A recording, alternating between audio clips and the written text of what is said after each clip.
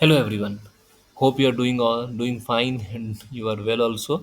So आज जो topic है उस टॉपिक का नाम है chapter number 6 kinesiology and biomechanics in sports and this video is for grade 11 physical education CBSE।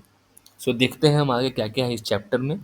सबसे पहले देख लेते हैं चैप्टर का नाम क्या है। Chapter number is unit 8 fundamentals of kinesiology and biomechanics in sports total physics. जिनको फिजिक्स पसंद है उनके लिए चैप्टर बहुत ज़्यादा इजी है और उनको ये कॉन्सेप्ट बहुत जल्दी जल्दी समझ में भी आ जाएगा। चैप्टर का नाम अगेन रिपीट कर देता हूँ मैं आपको, fundamentals of kinesiology and biomechanics in sports.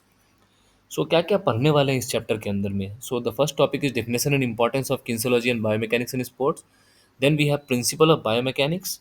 Then types of body movement जिसके अंदर flexion, extension, abduction, adduction, rotation, circumduction, supination and pronation है। और लास्ट टॉपिक है इसके अंदर axis and planes, concept and application in body movements. और एक और टॉपिक ऐड हुई जिसको kinetic and kinematic in sports बोला जाता है। वन बाय वन पूरे टॉपिक्स को देख लेते हैं, हम समझ लेते हैं, फिर कुछ डाउट हुआ तो will clear it off. First is kinesiology. Kinesiology क्या होता है? Kinesiology is the study of the mechanics of body movement. जो बॉडी मूव करती है उसकी मैकेनिक्स क्या होती है, उसकी स्टडी को वी कॉल इट किन्सियोलॉजी। और काइनेसियोलॉजी भी बोलते हैं बहुत सारे लोग।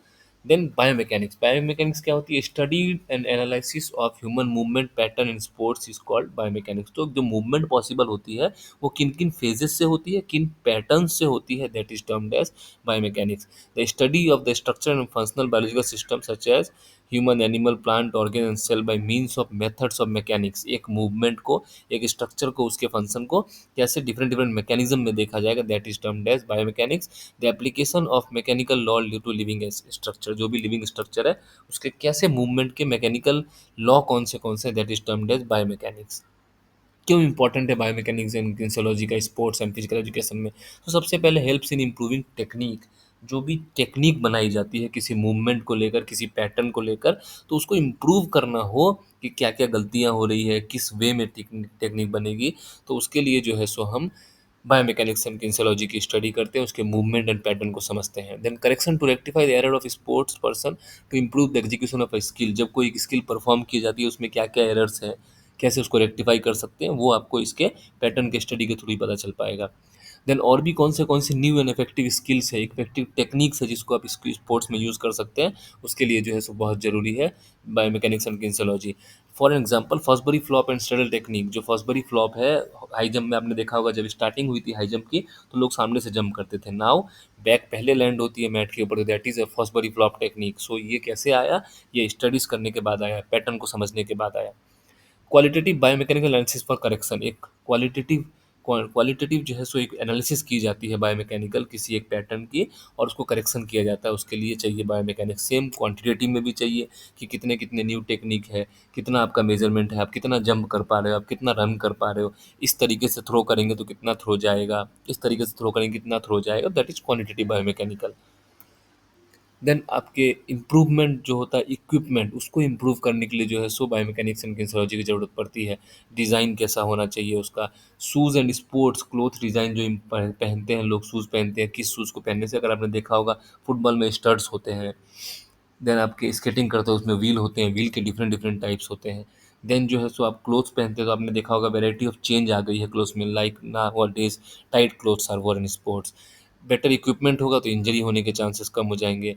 अच्छे अच्छे रैकेट आने लगे हैं मार्केट में रैकेट गेम्स के लिए। देन हेलमेट्स जो है अभी आने लगे हैं जिससे कि इंजरी कम होने लगे। एरोडायनामिक क्लोथिंग होने लगी है इसकी स्काइंग में, स्पीड स्केटिंग में, साइकिलिंग में, स्विमिंग में। तो ये सब जो है एक पैटर्न को स्टडी करने के बाद डिज़ाइन की जाती है। देन किसी के इम्प्रूव परफॉर्मेंस को इम्प्रूव करना हो तो बायोमैकेनिक्स की बहुत ज़रूरत पड़ती है। बायोमैकेनिक्स के हिसाब से प्रॉपर इक्विपमेंट यूज़ किया जा सकता है। इंजरीज़ के चांसेस बहुत लो हो जाती है बायोमैकेनिक्स के यूज़ करने से। देन इंजरीज़ का जैसे मैंने आपको बताया चांसेस बहुत कम हो जाती है। रिहेबिलिटेशन के लिए यूज़ होता है बायोमैकेनिक्स। प्रॉपर इक्विपमेंट से जो है आप किसी को जो है इंजरीज होने से बचा सकते हैं। ट्रेनिंग को इम्प्रूव करने के लिए बहुत ज़रूरी है, क्योंकि जब ट्रेनिंग होती है तो टेक्निकल डेफिसिट को पहचाना जाता है, सोचा जाता है किस तरीके से वीक एरियाज पे काम करना है, स्ट्रेंथ पे काम करना है, स्पीड पे काम करना है, मूवमेंट पे काम करना है। तो उसके हिसाब से जो है कस्टमाइज ट्रेनिंग बनाया जा सकता है स्पोर्ट्स पर्सन के लिए। देन बायोमैकेनिक्स जो है सो बॉडी को प्रॉपर्ली मूव करने के लिए चाहिए।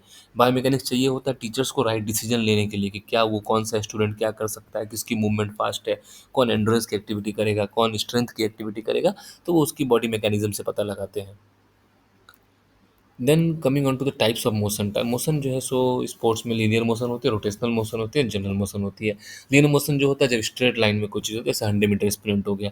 रोटेशनल मूवमेंट जब एक एक्सिस के ऊपर रोटेशन हो रहा होता है, एक्सिस के ऊपर मूवमेंट हो रही होती है, जैसे कि जिम्नास्ट ऑन हॉरिजॉन्टल बार है। देन जनरल मोशन होता है combination of linear rotational motion, जैसे कि साइकिलिंग हो गया जहाँ पे कॉम्बिनेशन होती है। Then next topic is kinetic and kinematic, एक नया टॉपिक है आपके लिए।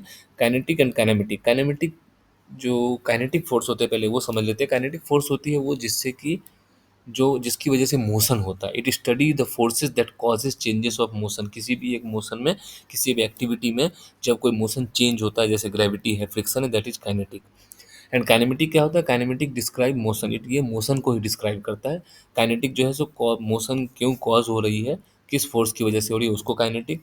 और काइनेमेटिक खुद ही जो है सो मोशन को डिस्क्राइब करती है। It describe the motion of objects, position, velocity, acceleration and direction of the movement. Then types of body, जो टॉपिक है आपके बुक में, टाइप्स ऑफ बॉडी में जो है सो कुछ टाइप्स ऑफ बॉडी दी है, जैसे फ्लेक्शन है, एक्सटेंशन है, एबडक्शन है, रिडक्शन है। फ्लेक्शन क्या होती है? फ्लेक्शन होती है जब भी ये, और ये चारों के चारों जो है फ्लेक्शन, एक्सटेंशन, एबडक्शन, रिडक्शन, ये एंगुलर मूवमेंट है हमारी बॉडी के हिसाब से। हमारी बॉडी मूवमेंट के हिसाब से ये जो है सो एंगुलर मूवमेंट है। तो एंगुलर मूवमेंट के अंदर चार चीज़ें हैं: flexion, extension, abduction and adduction. तो सबसे पहले जो है फ्लेक्शन देखते हैं। फ्लेक्शन क्या होता है? Bending part of joint so that the angle between them decreases and parts come closer. जब आप किसी चीज़ को किसी जॉइंट से, जब आप किसी बॉडी पार्ट को बेंड करते हैं, किस तरीके से, ताकि जो उनके बीच का जो एंगल है वो डिक्रीज हो जाता है, and parts come closer, like bending the lower limb at the नी। जब आप नी को जो है सो पीछे की तरफ बेंड करते हैं तो क्या होता है कि आपका जो हील्स है वो बॉडी पार्ट की तरफ चला जाता है और एंगल कम हो जाता है, दैट इज फ्लेक्शन। एक्सटेंशन ठीक उसका opposite, straightening part so is the angle between them increases. जब आप वापस पाँव को नीचे लेकर आते हैं, straightening the lower limb at the knee, that is termed as extension. Abduction होता है means moving a part away from the mid line. जब आप मिड लाइन से, बॉडी पार्ट में जो मिड लाइन होती है उससे बॉडी पार्ट को दूर लेकर जा रहे होते, that is lifting the upper limb horizontally to form a right angle with the side of the body. जब आप अपर लिम्ब को जो है सो हॉरिजॉन्टली लेके जाते हैं राइट एंगल में बॉडी के साइड से, that is termed as abduction. And adduction होती है means moving a part towards the mid line. जब आप मिड लाइन की तरफ लेकर आते हैं, यानी बॉडी बॉडी की तरफ, बॉडी के सेंटर की तरफ लेके आते हैं, जो अपर लिम्ब को आप लेकर गए थे उसको जब आप वापस लेकर आएंगे, that will termed as adduction.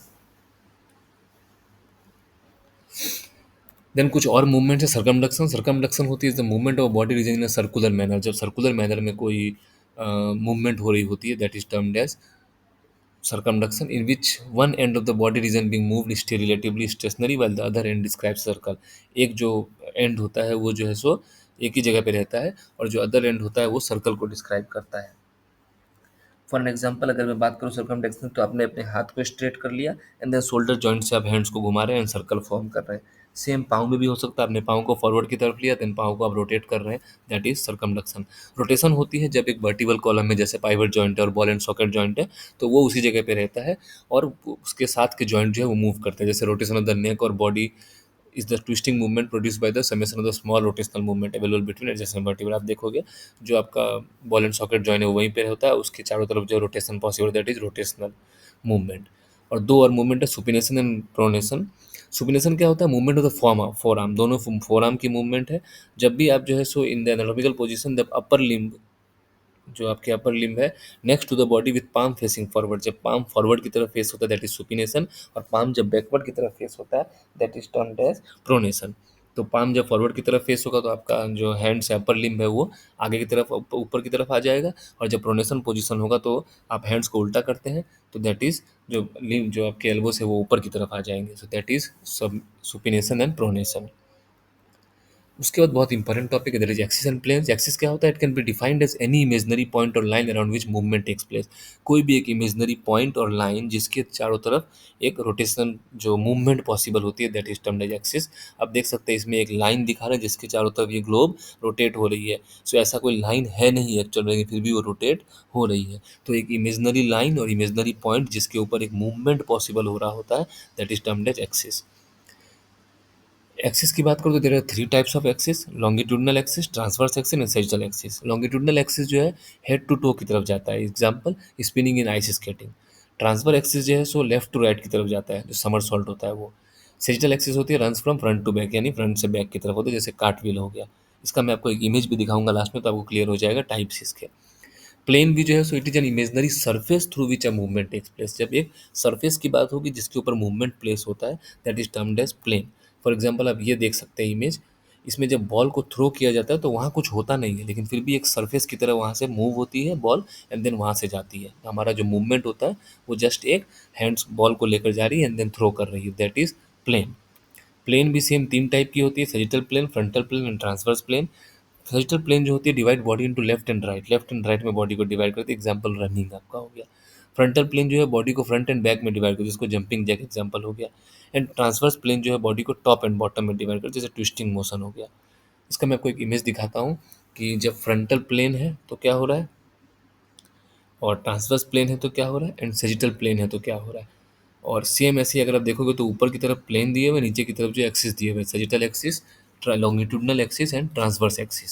सो ये जो है सो मूवमेंट है इसके।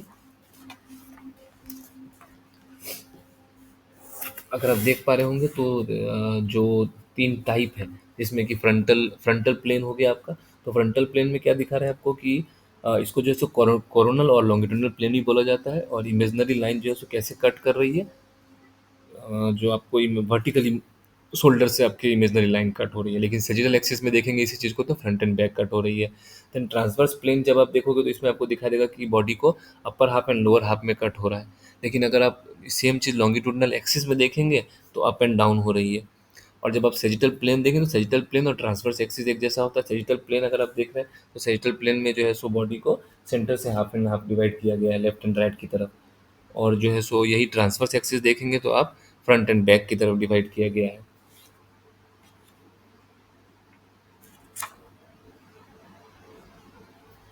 सो ये था आपका frontal, transverse and sagittal plane. So ये था आपका chapter number 8, fundamentals of kinesiology and biomechanics in sports. If any doubt, always feel free to ask. You can comment on the questions and do like and share our videos to the persons who need them. Grade 11 के सभी student से request है, कृपया अपने friends को जरूर ये video भेजें। और एक बार सभी चैप्टर्स के वीडियो को एक बार कान में ईयरफोन लगा लीजिए, पूरे चैप्टर की वीडियो को आप थोरोली सुन लीजिए। You will remember all the points and you will surely score good marks. Our aim is to make physical education a very easy subject for you all. मैं हूँ आपके साथ, आपका स्पोर्ट्स वाला sir. Thank you all of you.